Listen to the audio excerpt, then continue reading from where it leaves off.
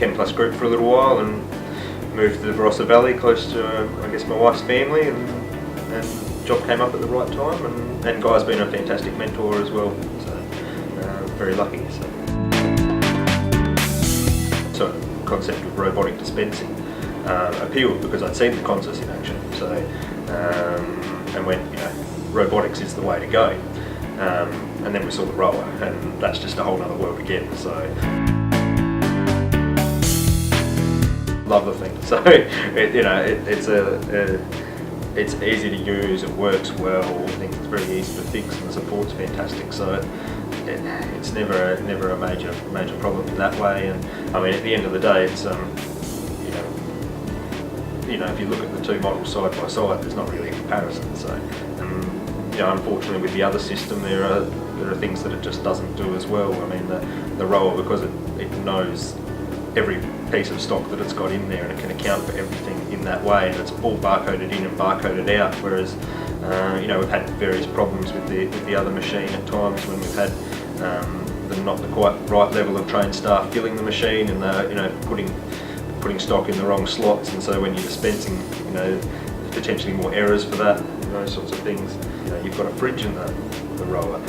When I'm talking about the stock management, putting it away, the fact that you can just open a drawer and pour it in, how much training do you need to do that? And the fact that you've got with the drawer system I was talking about with the Consus machine, which is great, it's reasonably efficient, but it means that any of your small stock holdings have to be in that drawer system, because the rest are all, gravity fed shelving, and you can only fit so many lines into that. So, whereas because the Rowa uses, your codec logic, and it can basically, whether you're holding one box or whether you're holding 50 boxes, it can put all stock in there. So you've got a greater percentage of your entire dispensary is automated, and that, at the end of the day, that's where you get those efficiencies from. So,